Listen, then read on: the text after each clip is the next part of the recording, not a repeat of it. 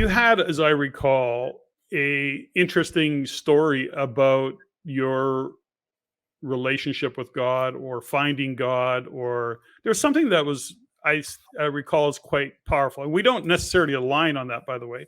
I no, your story is your story, but we don't align on that religious Christian view of the world. I believe in God.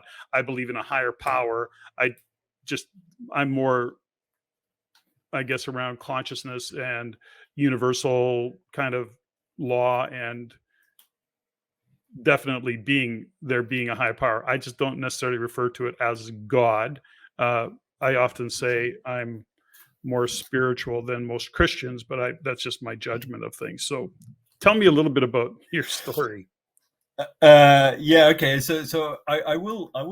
You're absolutely right to categorize our differences at the point that we last interacted, but a whole bunch of stuff has happened since then, and we're probably more aligned now than you realize. So yeah.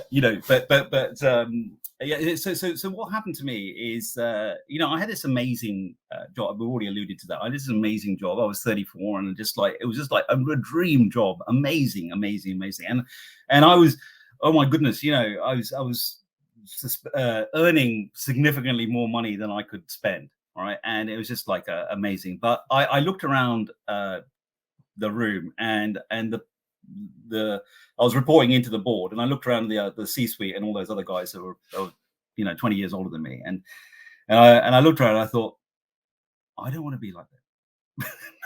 I don't want to be like them. And I kind of realized that at that time, given what we are, we all, you will remember, Patrick, that film Wall Street, Gordon Gekko. Yeah, greed is good. And I said to the CEO at that time, I said, look, you've got Gordon Gekko on one end, you've got Mother Teresa on the other. I've lived life mostly at the Gordon Gekko end of things, and now I want to be a bit more like Mother Teresa. And so that's what I said. And I basically thought, look, I've got to, there must be God out there, and I really need to connect with God, because I really need God to help me kind of become, deal with all my stuff and everything. And I need to go back to the original manufacturer and get the manufacturer's warranty on this, and ask to be fixed. So I went to India, to all intents and purposes, set up the broadband business, but I really went to India looking for God, and it was there that I had a supernatural experience with Jesus. He appeared to me, he talked to me, and at that point, I gave my life to Jesus. And then we were filled with the Holy Spirit, and the same thing happened to my wife. She was also had a different spiritual encounter, but she also had a spiritual encounter.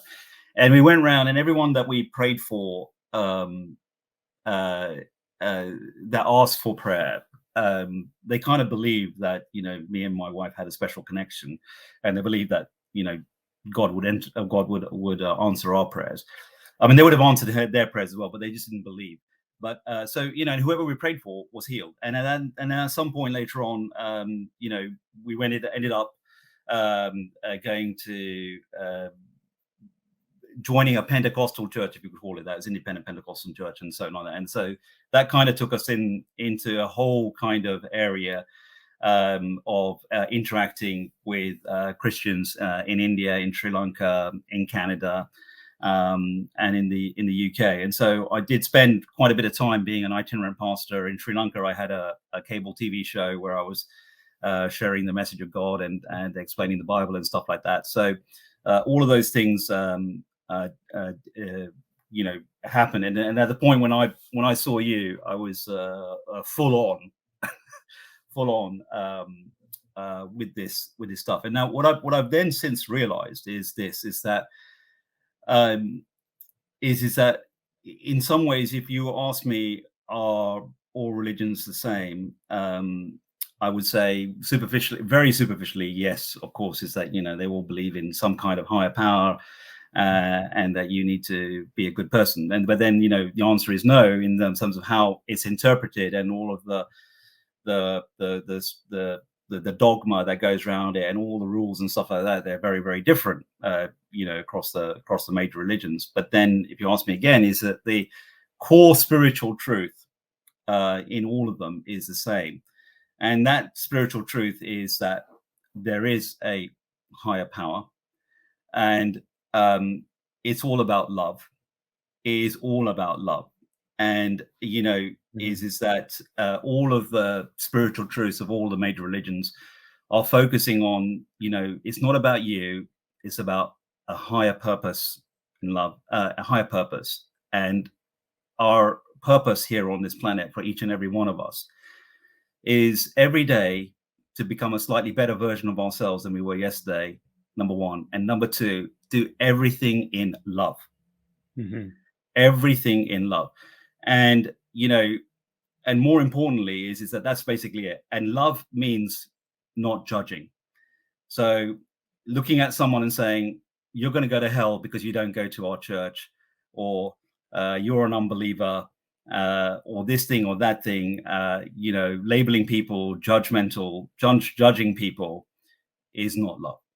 Mm-hmm. And it's really quite amazing. So the message, the message of Jesus is love, and in fact, the message right through it, Jesus actually just makes it a little bit more easier to understand. But the reality is that if you're a Hindu and you are trying to do karma, it's all about karma. Mm-hmm. But if you don't love, anything that's not done in love is bad karma. Anything that is done in love is good karma. So if you are a good Hindu, you're going to have to believe in Jesus. And of course, the 10 Commandments are all about love. And so are the 5 pillars of Islam. They're all about love. And so, ultimately, is that love is the most practical thing to do. And each religion was given to a particular group of people at a particular point in time, talking the language that was relevant to that group of people at that time to explain things in that time. So, I've come to that conclusion, and that's actually what this book is about. Is the spiritual, this book, Thoughts on Metaphysics, Spirituality, and People, is trying to explain is that. And I come to the point that that this higher power is an 11-dimensional quantum field, and it created this 4-dimensional construct which we're in, and then blah blah blah blah blah, and that we are symbiotically living with this 11-dimensional consciousness field, which is love. So that's what I come to it, and all of these are expression of, but love, and there is, and when you come to that. And if we were all to realize that all of these things are all about love, we would realize there is no difference. We are all the same species. We're all Homo sapiens. And the way that we're behaving right now is we're going to destroy each other and destroy the planet. We're pretty close to completely destroying the planet to a point where there's no recovery. We're on that crux, and if we don't get our act together very soon, we will end up destroying the planet and destroying everything on it.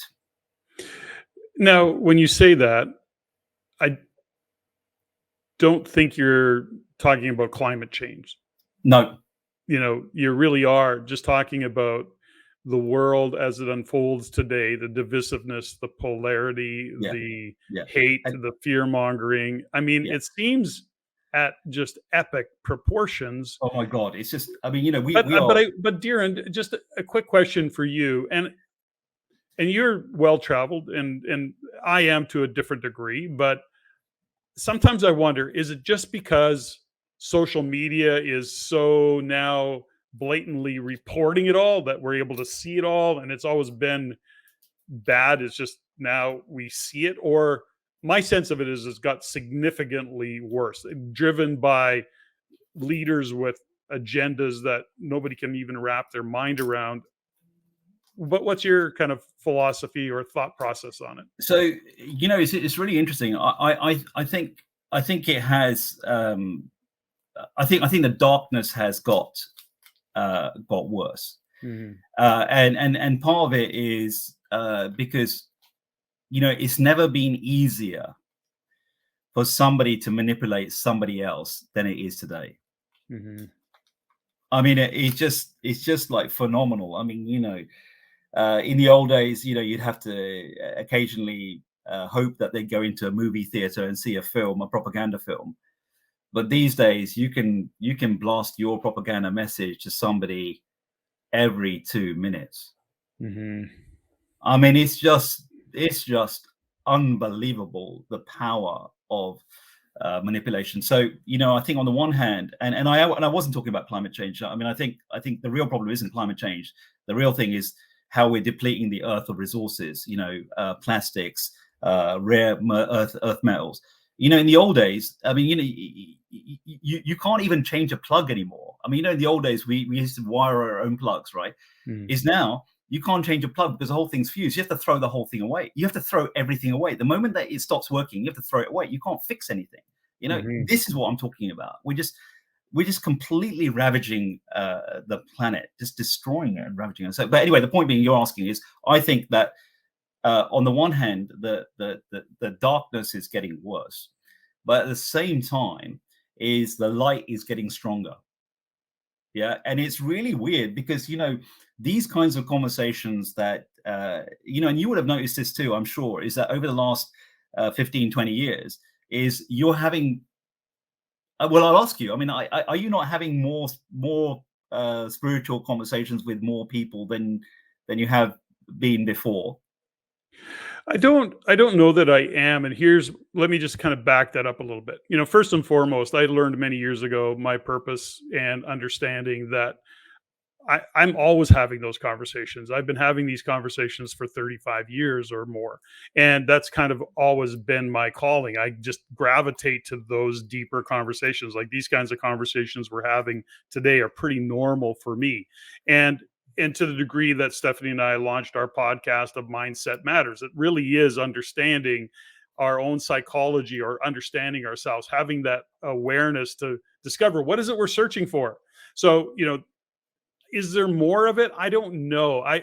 My observation is this: is COVID put us over, or the pandemic put us over the edge in terms of the polarity and the divisiveness driven by political leaders. That Agreed. is just so hard to imagine. But They took it to levels unimaginable. I agree. Unimaginable. And yet we're in it. Like, it is an interesting time. It's a fascinating time to be alive, although it's frightening. I think that there's so much uncertainty, so much confusion.